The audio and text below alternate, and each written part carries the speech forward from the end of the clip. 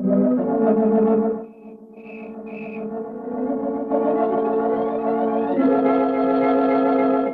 Blue Beetle.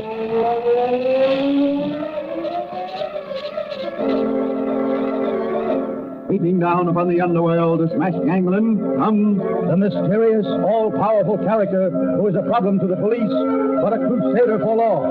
In reality, Dan Garrett, a rookie patrolman, loved by everyone, but suspected by none of being the Blue Beetle. As the Blue Beetle, he hides behind a strange mask and a suit of impenetrable blue chain armor, flexible as silk, but stronger than steel.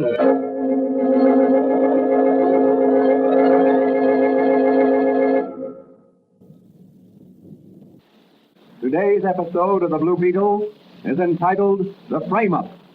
Stanley Rogers, convicted of killing Bat Doyleson, small-time loan shark and gambler, is in the death house at the state penitentiary, awaiting death by electrocution. Rogers, scion of a prominent and respectable family, claims he shot in self-defense. But the jury thought otherwise. As our story opens, Patrolman Dan Garrett, who in secret is really the Blue Beetle, is entering the little apothecary shop of Dr. Franz, his confidant and friend. Hello, Doc. Where are you? I'm back here. Is that you, Danny? Yes. What are you doing? Okay, I'm working on some experiments in my laboratory. How are you this morning? Oh, I'm feeling great. I've been waiting for you to show up. Anything special? Here's something in the personal column of this morning's paper that might interest you. To the Blue Beetle. I am desperate. My brother awaits death by electrocution for a crime he did not commit. Can you help me? Brenda Rogers. Well, that must be Stanley Rogers, who shot Bat Doyleson, a small-time racketeer. Yes, rather a strange case, if I remember correctly. Rogers admitted he shot Doyleson, but claimed it was in self-defense. He shot him with a pistol he found in Doyleson's apartment, I believe. Yeah. Wasn't it brought out in the trial that Rogers owed Doyleson a large sum of money? Yes, he borrowed from him on several occasions to cover his gambling losses. Where did Rogers meet Doyleson? He was introduced to Rogers by a girl, chance acquaintance at a gambling club. That's too bad. Rogers comes of a good family. I can't understand his getting mixed up in such a thing. Well, he was a little wild at college. Too much money to spend. Orphaned at an early age, wasn't he? Yeah. He was really raised by an older sister who spoiled him. Well, he's certainly in the spot now. Yes, he is. What are you going to do about that notice in the newspaper? Well, I'm going to pay a visit to young Rogers in the death house. Never talk with him. As Dan Garrett or as the Blue Beetle? As the Blue Beetle. But how are you going? I'd like to use some of your invisible paint, Doc, so that I can get to Rogers without anyone knowing it. It'll be dangerous if you're caught. I haven't been able to perfect the liquid yet. Well, it'll serve my purpose. I won't be with Rogers very long. Well, be careful, Danny boy. I will. Don't worry, Doc. Well, I got to get down to headquarters now. If I can, I'll be back later to change into my Blue Beetle chain armor and mask. I'll be here to help you at any time you want me, Danny. Thanks, Doc. So long. I'm going to read up a little on the Rogers case.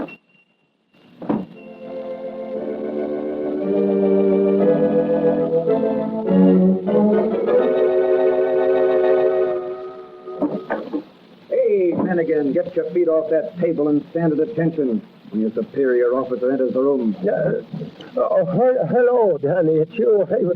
I was just getting a little shut-eye. The night's the time for sleeping. Yeah, I know, but I've been on extra duty lately. And you have to catch up on your sleep at headquarters. Yeah, that's it. And besides, I was waiting for you. I want to ask you a few questions, Mike. Well, fire away, me boy. If it's about crime and criminals, Officer Mike Manigan is a regular encyclopedia. Encyclopedia? Yeah, that's it. What do you know about Bat Doyleson? Oh, him. He was a small-time loan shark before the Rogers boy bumped him off. Do you think Rogers' killing of Doyleson was premeditated? No, I don't. Neither do I. This Doyleson guy was a bad egg. Where could I find out more about him? Well, maybe Charlie Storm of the Sun could help you out. Oh, that's a good idea. I'll give him a ring. Say, Dan, why are you so interested in this Rogers case? Huh? Oh, I'm interested in the loan shark racket, and I want to find out all I can about those connected with it. Hello, son? Give me Charlie Storm, please. And maybe the commissioner would assign us both to it if we asked him. Later, perhaps, Mike. At present, Oh, hello, Charlie. This is Dan Garrett. Say, what do you know about Bat Doyleson? Yeah? Yeah, Maroney? Top man, huh? Really? That high? Say, that's very interesting, Charlie. I think I'll get busy and really dig into this loan shark business.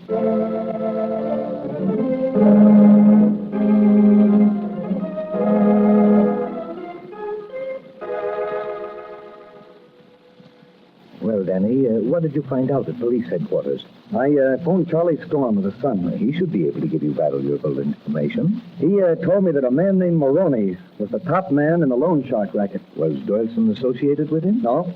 Doyleson's racket was to hang around the gambling halls and racetracks by means of attractive girls in his employ who strike up casual acquaintances with heavy bettors, get himself introduced to a loser as a wealthy playboy whom one might touch for a loan. I see. But you say he wasn't working with Maroney. No. In fact, he was planning to set up a rival loan business, working among the poorer class of unfortunate people who really need money. But that's a legitimate business. Not the way these loan sharks run it. Well, how do you mean? Well, let's say a man borrows $100. Yes? He also has to take out life insurance for the same people to assure the loan being paid back in case he dies.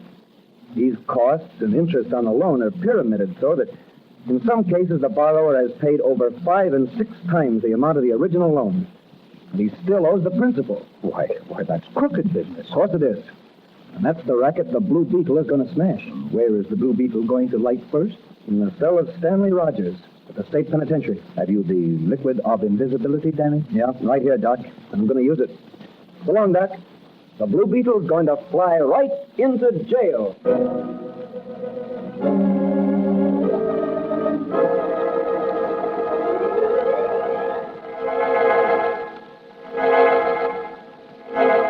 Meanwhile, in the electrocution chamber at the state penitentiary, some officials are testing the lethal equipment. How about the electrodes, Sam? Clean as a knife blade, Warden. And the straps? All in order, sir. Have you tried the switches? I was just about to do that, sir. All right. Shoot some juice through and check your dial. Yes, in just a moment. Under the 1,800 volts and then jump it to 2,000. All right. What's your dial indicate, Sam? 2,000? That should be strong enough for young Rogers.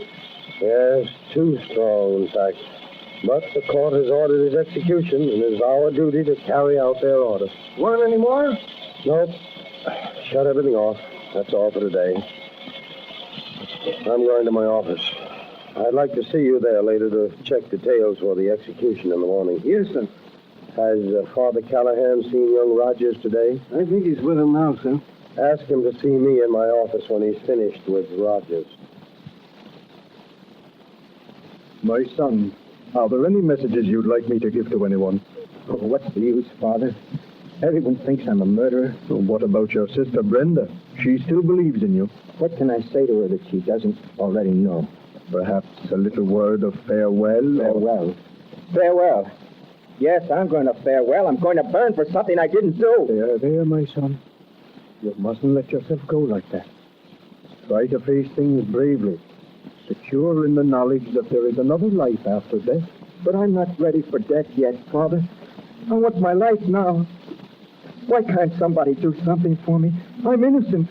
I'm innocent, I tell you. Everything possible to do has been done, my son. No word from the governor, Father. I'm sorry, my son. Perhaps later tonight. Your lawyer has been in touch with his secretary. We are all doing everything we can. Thank you, Father. I'm sorry I acted as I did. Please leave me now. I'd like to be alone. Very well. Good night, my son. Good night, Father. Oh, God, will you come with me, please? I'd like to speak with you a minute. Sure thing, Father. Right with you. What was that humming there? Was that the sound of... That was the sound of the Blue Beetle's magic rays. The Blue Beetle? Yes, the Blue Beetle. But I can't see anyone. I am invisible. What are you doing here? I've come to help you. Who sent you? Your sister. My sister? But how did she... Never mind how she got in touch with me.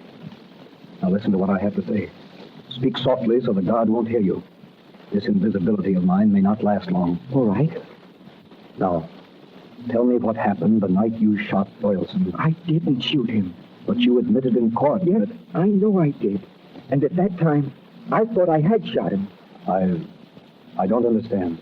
The night of the shooting, I'd gone to Doyleson's apartment to ask him for more time in which to pay my obligation.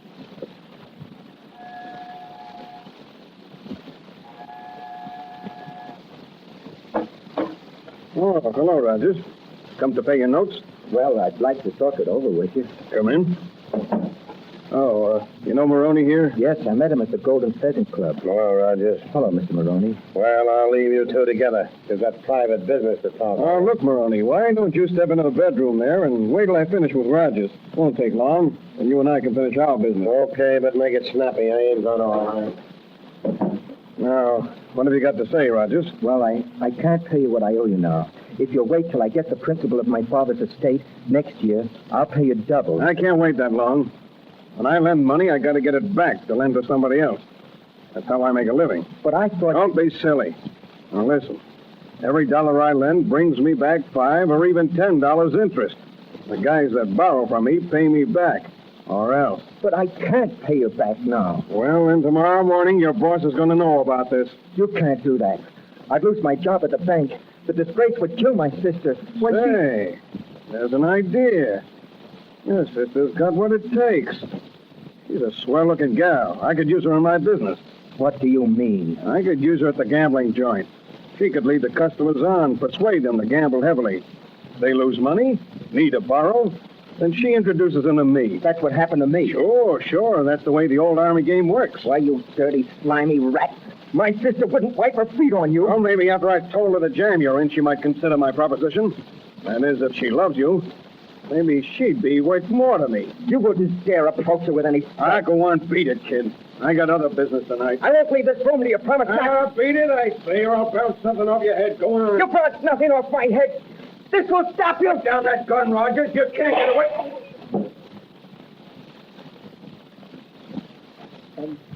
And that's just the way it happened. Then you did shoot Doyleson, Rogers. I thought I did at the time, Blue Beetle. In the excitement, I imagined I pulled the trigger. But since then, as I think back, I know I didn't pull the trigger of that gun. Did you take the gun to Doyleson's place with you? No. I saw it lying on the table near where I was standing in Doyleson's apartment. But a bullet was fired from that gun. Maroney testified. Wait a minute. Maroney. Say, that gives me an idea. You think you can save me from... I don't want to die. I didn't shoot Doyleson. I didn't. Take it easy, Rogers. Look, call the guard and ask him to get the warden here in a hurry.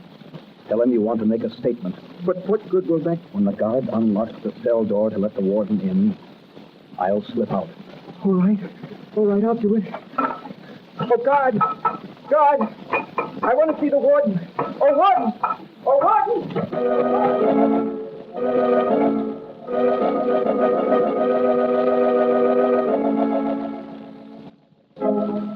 What has the Blue Beetle in mind? Who is Maroney? And what has he to do with this case?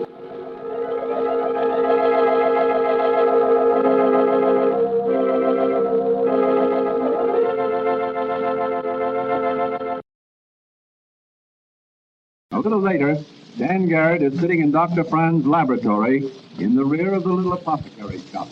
But, Danny, what makes you think Maroney shot Doyleson? I don't know. Just a hunch, I guess. But apparently only one shot was fired. According to Maroney's testimony at the trial, it came from the gun that Rogers held. That's Maroney's testimony. He had just as much of a motive as Rogers for wanting Doyleson out of the way. You mean his rival loan racket? Precisely. Doyleson was muscling in on his territory, as I told you. And Maroney was there that night to threaten Doyleson, I'm sure of it. But Rogers admitted on the stand that he pointed the gun at Doyleson, fired it, and Doyleson dropped with a bullet through the heart. But did the bullet that killed Doyleson come from the gun held by Rogers? Well, that I don't know. I'm going to call the ballistics department right now. Check with our expert, Pat Sullivan. Go ahead, Danny. There's the phone right there. Thanks. And another thing. Rogers must have been an expert marksman to have shot Doyleson through the heart. The distance was about 20 feet, wasn't it? According to testimony. Hello? Hello, police department. This is Patrolman Dan Garrett. Say, give me ballistics. Hello, Sullivan? This is Garrett. Do you remember the Rogers-Doyleson case? Well, tell me something. Was any examination made of the bullet extracted from Doyleson's body to establish the fact that it was shot from the murder gun? Is that so? Yes, I understand. Say, could you get hold of the gun and the bullet and check them? Oh, thanks a lot. Goodbye. What did he have to say? The bullet was never checked against the gun. Well, that's strange. Yes, it is. But Sullivan's going to check them now, isn't he? Yes, and the Blue Beetle is going to check on Mr. Maroney. Anything special you'd like to take with you? Yes, Doc.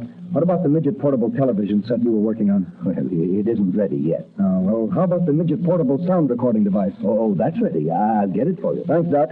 I'll need it tonight. All right. Here you are, Danny. Now, just slip it under your Blue Beetle armor. Okay. And where will the Blue Beetle fly tonight? To call upon Mr. Maroney first, and then upon the governor of the state.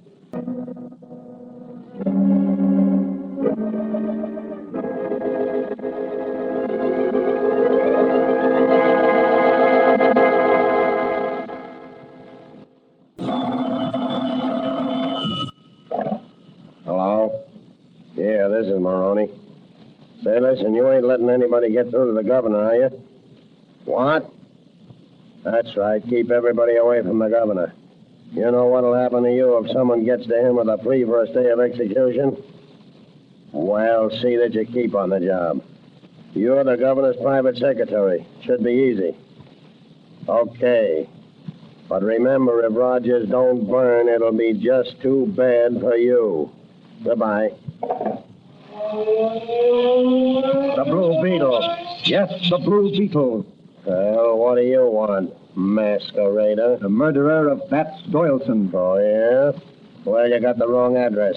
You want the state penitentiary. You shot Doyleson, Maroney. Yeah? How are you going to prove it? With the bullet that killed Doyleson. And your gun there. Think so? Well, I'll just give you a taste of this gun like I gave Doyleson. Emptied your gun, Maroney, just as I thought you would. Why, you... Your bullets can't injure the Blue Beetle. Give me that gun. Come and take it, wise guy. That'll be easy. And I'll take your confession just as I recorded it. On the device under my Blue Beetle armor. Back on your heels, murderer. Back on your back. Oh. That'll keep you quiet for a while. I'll just tie you up and take this gun. The cops are already on their way over here. There's a hot seat waiting for you, Maroney.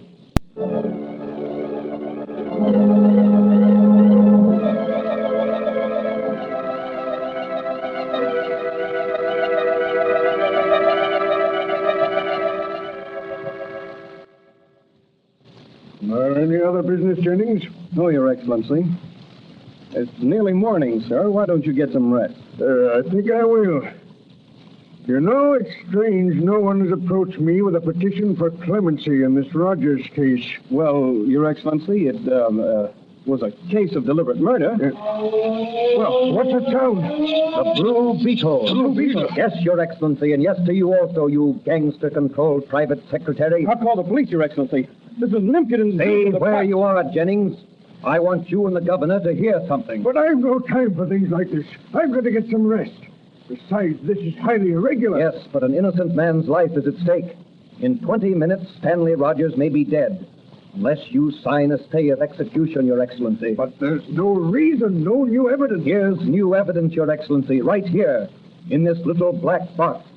This portable recording device. Listen.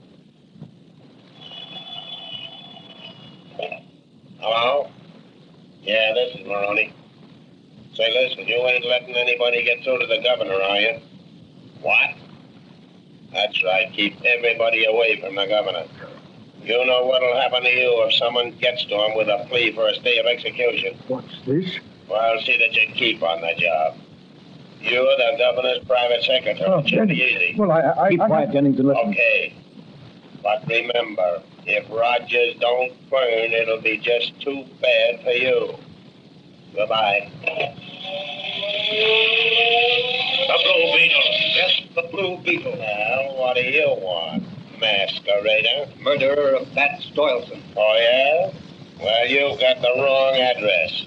You want the state penitentiary. You shot Doyleson, Maroney. Yeah? How are you going to prove it? With the bullet that killed Doyleson and your gun there. You think so? Well, I'll just give you a taste of this gun like I gave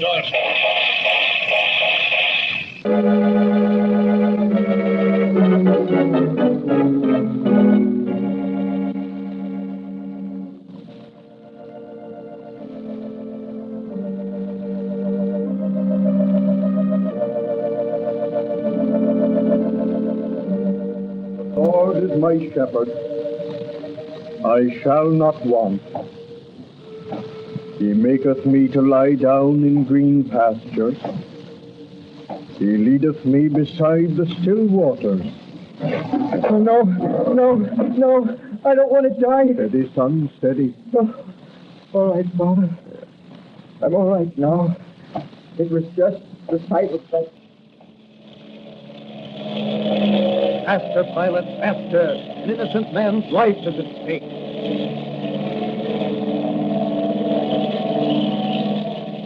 He leadeth me in the path of righteousness for his name's sake. Sit here, my son. Adjust the straps. Yea, though I walk through the valley of the shadow of death,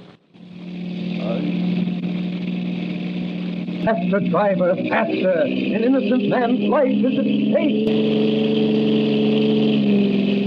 I shall fear no evil, for thou art with me. Thy rod and thy staff, 10 seconds. they comfort me.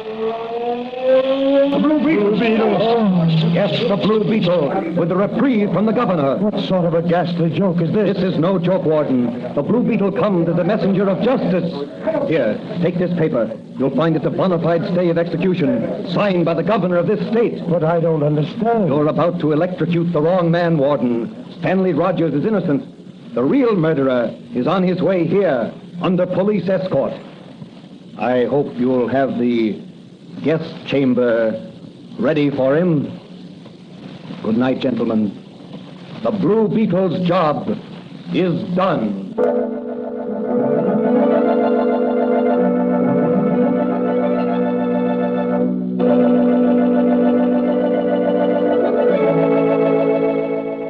Just in the nick of time, the Blue Beetle saved an innocent man from death in the electric chair. Only 10 seconds between death and life for a foolish lad who liked to gamble. Later in Dr. Fran's little apothecary shop, Patrolman Dan Garrett is discussing certain features of the case with Dr. Fran.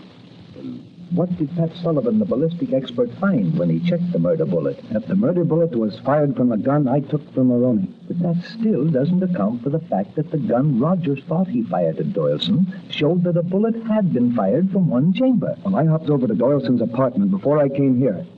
There's a bullet embedded in the woodwork behind the piano. I phoned the inspector, and he's sending someone over to investigate and make photographs. Then you think... Maroney fired that bullet into the wall out of the gun Rogers dropped after he ran from the apartment. I see. Maroney must have shot Doyleson with his gun from the door of the bedroom as Rogers was pointing his gun at Doyleson. That's correct. And in the emotional stress of the moment, Rogers believed he himself actually fired the shot. Yes, Maroney realized that and framed Rogers. Oh, shameful, shameful. And to think that the governor's secretary was involved in this. Well, he was in fear of his life. He didn't dare cross up Maroney. Well, Danny, you've done a fine night's work. You'd better get some rest. Yes, Doc. I can use it. Well, so long. I'll see you later. Dan Garrett is going to put the Blue Beetle to bed.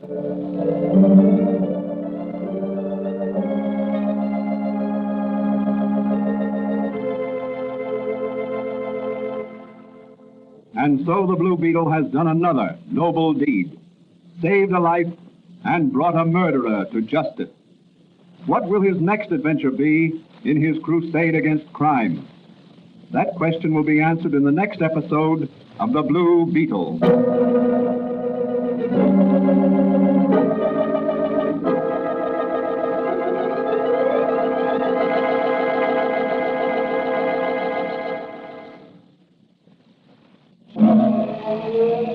The